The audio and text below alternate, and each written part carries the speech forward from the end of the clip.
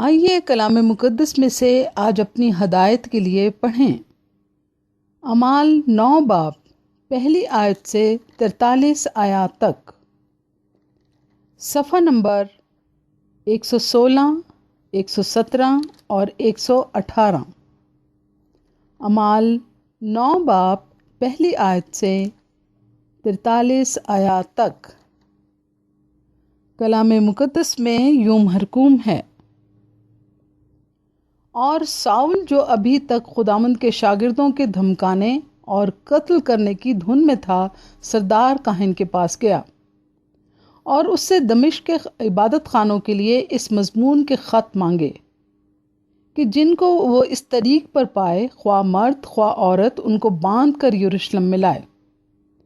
جب وہ سفر کرتے کرتے دمشق کے نزدیک پہنچا تو ایسا ہوا کہ یکا یک آسمان سے ایک نور اس کے گردا گرد آ چمکا، اور وہ زمین پر گر پڑا اور یہ آواز سنی کہ آئے ساؤل تو مجھے کیوں ستاتا ہے؟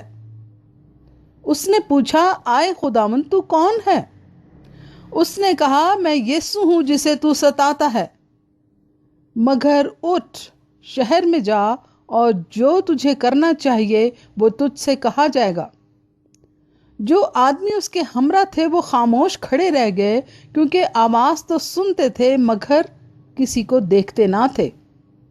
اور ساؤل زمین پر سے اٹھا، لیکن جب آنکھیں کھولیں تو اس کو کچھ دکھائی نہ دیا، اور لوگ اس کا ہاتھ پکڑ کر دمشق میں لے گئے، اور وہ 3 دن تک نہ دیکھ سکا اور نہ اس نے کھایا پیا۔ دمشق میں حننیہ نام ایک شاگرد تھا۔ اس سے خداوند نے رویا میں کہا، اے حننیہ۔ اس نے کہا، آئے خداوند، میں حاضر ہوں۔ خداوند نے اس سے کہا، اٹھ، اس کوچہ میں جا جو سیدھا کہلاتا ہے، اور یہودا کے گھر میں ساؤل نام ترسی کو پوچھ لے، کیونکہ دیکھ وہ دعا کر رہا ہے۔ اور اس نے حننیہ نام ایک آدمی کو اندر آتے اور اپنے اوپر ہاتھ رکھتے دیکھا تاکہ پھر بھی نہ ہو۔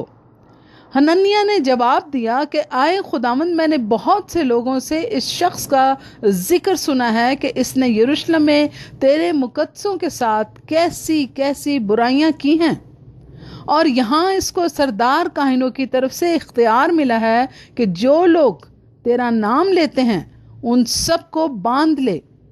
مگر خداوند نے اس سے کہا کہ تو جا، کیونکہ یہ قوموں، بادشاہوں اور بنی اسرائیل پہ میرا نام ظاہر کرنے کا میرا چنا ہوا وسیلہ ہے، اور میں اسے جتا دوں گا کہ اسے میرے نام کی خاطر کس قدر دکھ اٹھانا پڑے گا۔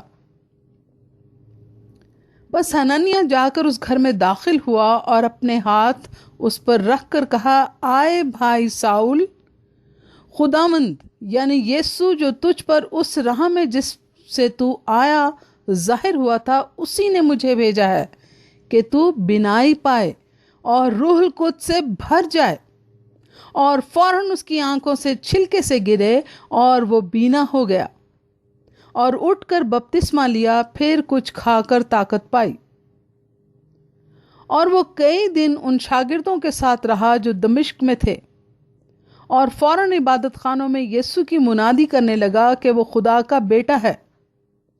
اور سب سننے والے حیران ہو کر کہنے لگے، کیا یہ وہ شخص نہیں جو یروشلم میں اس نام کے لینے والوں کو تباہ کرتا تھا، اور یہاں بھی اسی لیے آیا تھا کہ ان کو باندھ کر سردار کاہنوں کے پاس لے جائے؟ لیکن ساؤل کو اور بھی قوت حاصل ہوتی گئی، اور وہ اس بات کو ثابت کر کے کہ مسیح یہی ہے، دمشق کے رہنے والے یہودیوں کو حیرت دلاتا رہا۔ اور جب بہت دن گزر گئے تو یہودیوں نے اسے مار ڈالنے کا مشورہ کیا، مگر ان کی سازش ساؤل کو معلوم ہو گئی۔ وہ اسے مار ڈالنے کے لیے رات دن دروازوں پر لگے رہے، لیکن رات کو اس کے شاگردوں نے اسے لے کر ٹوکرے میں بٹھایا اور دیوار پر سے لٹکا کر اتار دیا۔ اس نے یروشلم میں پہنچ کر شاگردوں میں مل جانے کی کوشش کی، اور سب اس سے ڈرتے تھے کیونکہ ان کو یقین نہ آتا تھا کہ یہ شاگرد ہے۔ مگر برناباس نے اسے اپنے ساتھ رسولوں کے پاس لے جا کر ان سے بیان کیا کہ اس نے اس طرح راہ میں خداوند کو دیکھا اور اس نے اس سے باتیں کی اور اس نے دمشق میں کیسی دلیری کے ساتھ یسوع کے نام سے منادی کی ہے۔ بس وہ یروشلم میں ان کے ساتھ آتا جاتا رہا اور دلیری کے ساتھ خداوند کے نام کی منادی کرتا تھا، اور یونانی مائل یہودیوں کے ساتھ گفتگو اور بحث بھی کرتا تھا، مگر وہ اسے مار ڈالنے کے در پہ تھے۔ اور بھائیوں کو جب یہ معلوم ہوا تو اسے کیسریا میں لے گئے اور ترسس کو روانہ کر دیا۔ پس تمام یہودیہ اور گلیل اور سامریہ میں کلیسیا کو چین ہو گیا اور اس کی ترقی ہوتی گئی، اور وہ خداوند کے خوف اور روح القدس کی تسلی پر چلتی اور بڑھتی جاتی تھی۔ اور ایسا ہوا کہ پطرس ہر جگہ پھرتا ہوا ان مقدسوں کے پاس بھی پہنچا جو لدہ میں رہتے تھے۔ وہاں انیاس نام ایک مفلوج کو پایا جو 8 برس سے چارپائی پر پڑا تھا۔ پطرس نے اس سے کہا، اے انیاس، یسوع مسیح تجھے شفا دیتا ہے، اٹھ اپنا بستر بچھا۔ وہ فوراً اٹھ کھڑا ہوا۔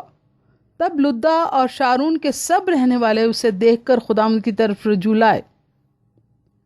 اور یافا میں ایک شاگرد تھی طبیتا نام، جس کا ترجمہ ہرنی ہے، وہ بہت ہی نیک کام اور خیرات کیا کرتی تھی۔ انہی دنوں میں ایسا ہوا کہ وہ بیمار ہو کر مر گئی، اور اسے نہلا کر بالا خانہ میں رکھ دیا۔